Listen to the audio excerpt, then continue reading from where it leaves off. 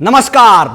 बड़ी खबर है, राहुल गांधी किस तरीके से अपने आप को बेनकाब करते रहते हैं, किस तरीके से वो वोट बैंक की राजनीति करते हैं। वैसे ही राहुल गांधी तो पूरी तरह से फ्लॉप हो चुके हैं।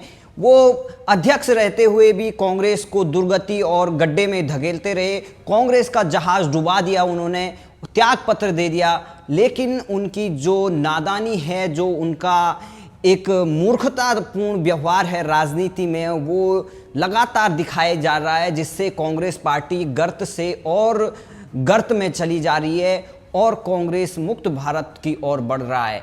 अभी आपको बता दें कि कांग्रेस पार्टी के अध्यक्ष यानी पूर्व अध्यक्ष राहुल गांधी किस तरीके से राजनीति करते हैं और किस तरीके से कांग्रेस पार्टी वोट बैंक की राजनीति करते हैं, उसका उदाहरण ताजा आपको बता दें कि उत्तर प्रदेश के आजमगढ़ की घटना है, जहां पर एक सरपंच की हत्या हो जाती है। उसमें वो सरपंच दलित हैं और जहां भी दलित और मुस्लिम की बात हो और वो बीजेपी गवर्नमेंट वाला स्टेट हो, तो वहां पर ये गिद्ध की तरह आ जाते हैं और तुरंत वहां पर मौत पर भी राजनीति करने लगते हैं। क्योंकि आपको पता है कि कुछ ही दिन पहले बेंगलोर में जिस तरीके से एक दलित विधायक के घर को फूंक डाला था, लूटपाट कर दी थी, वो रो रहे थे, उनको इतनी उतारू भीड़ ने पूरे जो वहाँ पर पूरा इलाका था उसमें आग लगा दी, पुलिस वालों को तक घायल कर दिया, पेट्रोल बम से अटैक कर रहे थे। लेकिन राहुल गांधी कांग्रेस पार्टी के किसी नेता ने अपने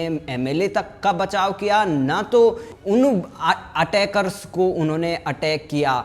तो आप लगा सकते हैं कि कांग्रेस पार्टी जहां भी अगर उनके वोट बैंक के खिलाफ कोई मामला बनता है तो वो उस मामले पर बिल्कुल भी कमेंट नहीं करते हैं। जैसे ही बीजेपी का स्टेट हो, खासकर उत्तर प्रदेश में, क्योंकि कांग्रेस पार्टी तो पहले ही शून्य में है। कांग्रेस पार्टी के युवराज को अमेठी से भगाकर वायनाड भगा दिया और अमेठी से उनकी पुश्तैनी जो वारिस चल रहा था, जो अमेठी को उन्होंने बर्बाद किया, अमेठी के लोगों ने उनको करारा तमाचा मारकर वहां से भगा दिया। उनके करारी हार हुई स्मृति ईरानी से। शायद उसी का ठीस है, शायद उसी का असर है कि राहुल गांधी अभी भी यूपी की हार को नहीं भूल पाए और अपनी बहन प्रियंका वाड्रा के जरिए वहां पर अपनी राजनीति चमकाने का और इस तरीके के वोट बैंक के जरिए राजनीति करने का प्रयास कर रहे हैं। आपने देखा होगा कि जयपुर में इस तरीके की घटना हुई थी, पंजाब में 100 से ज़्यादा करीबन वहां पर नकली शराब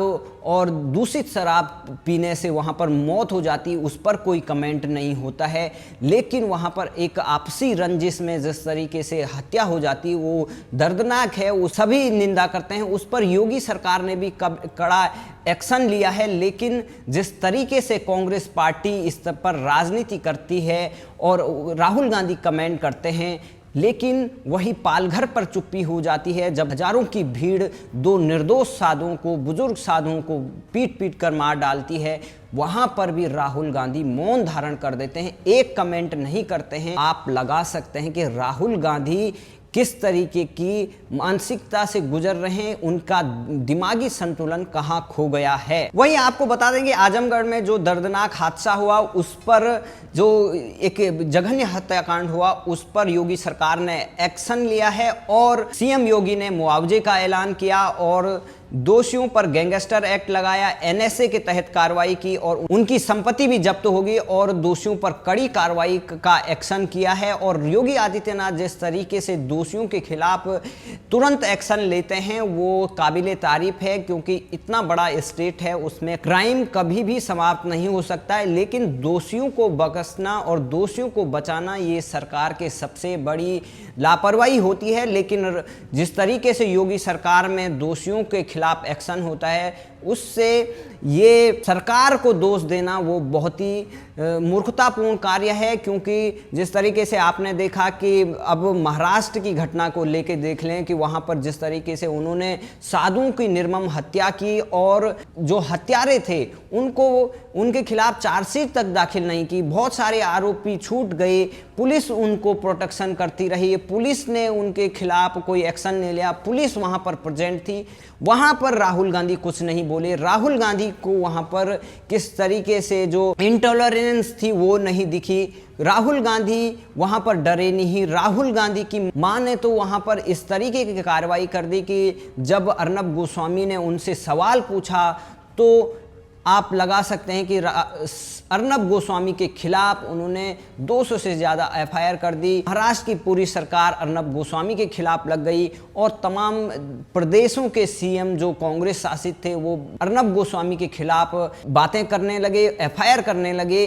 तो आप लगा सकते हैं कि सोनिया गांधी राहुल गांधी के खिलाफ अगर कोई क्वेश्चन करता है तो वो बौखला जाते हैं, उनके मुंह बंद करने के लिए अपनी मूर्खतापूर्ण एक्ट है उन पर काम करते हैं। तो आप लगा सकते हैं कि राहुल गांधी जो उत्तर प्रदेश की घटना पे इस तरीके के कमेंट कर रहे हैं, जो वो सोचते हैं कि शायद हम नॉन बीजेपी स्टेट जो जहां ऐसे काम होते हैं, जहां ऐसी दर्दनाक घटनाएं होती हैं, उन पर मौन साध लेते हैं, चाहे वो महाराष्ट्र की घटना हो, चाहे राजस्थान की हो, चाहे पंजाब की हो और अन्य जगह जहां पर कांग्रेस का वोट बैंक मुजरिम होता है उस पर वो बिल्कुल कमेंट नहीं करते हैं। उनको सांप सूख जाता है। पब्लिक ये पूछती है कि राहुल गांधी और कांग्रेस पार्टी इस तरीके का दोहरा रवैया क्यों अपनाते हैं।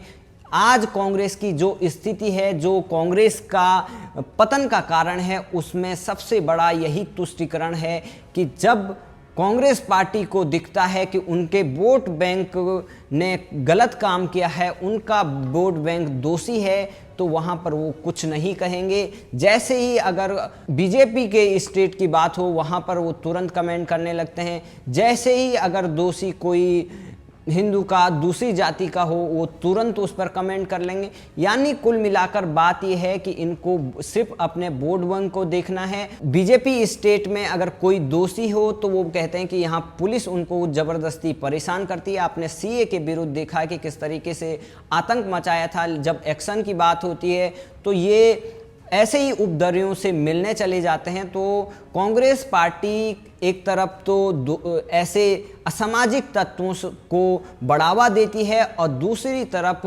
घड़ियाली आंसू बहाने के लिए इस तरीके की राजनीति करती है। इस तरीके के जो गंदी राजनीति है वो बंद होनी चाहिए। सारे क्राइम एक तरीके का होता है, क्राइम में कोई डिफरेंस नहीं होता है। कोई अपर जाति का अगर वहाँ पर वो उसको किसी को परेशान किया जाता है या उसके खिलाफ कोई हिंसा की जाती है वो भी निंदनीय है, और अन्य जातियों के भी।